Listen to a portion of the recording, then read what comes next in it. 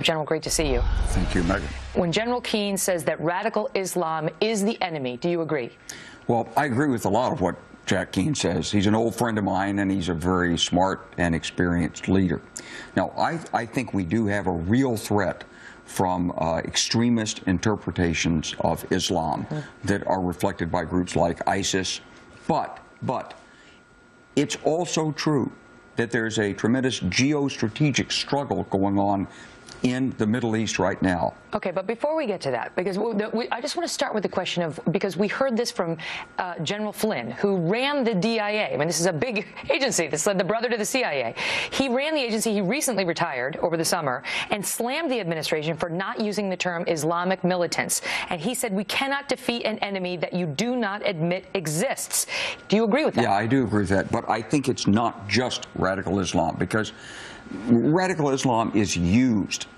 We, the United States, used radical Islam to fight the Soviets in Afghanistan. We begged the Saudis to put the money in. They did. But that's, Megyn, this is all part of this. What these guys seem to be saying is we have an administration now that won't even call it what it is. Out of political correctness, out of fear of offending somebody, Keane believes out of just fear about what happened in Afghanistan and Iraq, and that we cannot be controlled by fear right now in facing this enemy. Well, of course we can't be controlled by fear, but you're not going to deal effectively with this threat unless you understand what the source of it is. It's not just the zealousness of radical Islam. It's fed and fueled by the geostrategic ambitions of powers in the region. But They're reaching out. What he was trying to say, because our viewers watch this segment, we got a lot of feedback on it. What General Keane was trying to say is that the policy that he says has failed, that these other generals say has failed, is retreat, disengagement. And he went through the examples. Let's just go through it quickly. Did we miss an opportunity in Syria, or didn't we? We could have done a lot more with the moderate Syrians than we did. Did we miss an opportunity in Libya, or did we not? You know, the trouble in Libya was we had partial opposition, but it wasn't a strong and unified opposition. Should we have supported them when they asked for support of a moderate security force? We did? So General Keane is wrong on that. That's right. We did support them. Should we have left any residual force in Iraq?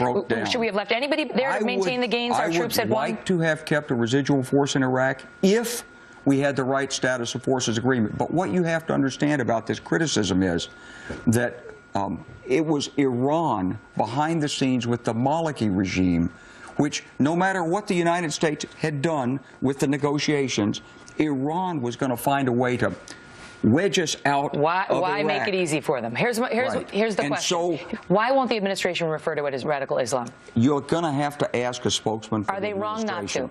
Well, you're going to have to ask them. But I'm asking you, are they wrong not to? Radical Islam, but why are they being too politically correct? Because it irritates people when they see that. 6 out of 10 Americans know where. I want them to understand. No, General Clark. This is 6 not out of 10 about Americans religion. know. This is about yes, it is about religion. It's about perverted religious ideology. It isn't. Yes, it is. Don't tell me this has nothing to do with Islam. It does. It's being. Yes, of course. But let me explain what people in the region will tell you. If you ask them, say, what's going on with ISIS? You know what they'll tell you? They'll say very candidly, the only people that will fight the Iranians and the Shia and Hezbollah are these zealous religious nuts. And all the Sunni powers were using them. They created a Frankenstein in the region. What should the United States be doing? Because their problem is now our problem. Got to put special forces in. You've got to use local forces on the ground. You've got to use U.S. air power. You've got to contain it. You've got to work with allies in the region. Do you believe, as General Keane and the others suggested, this is the communism, this is the Nazism of our time? I know that there's a threat from this religious interpretation, this extremist interpretation of Islam. Yeah. Is it the communism of our time? Not unless it's backed by states. But what I'm trying to explain is that states have created this, and there are allies.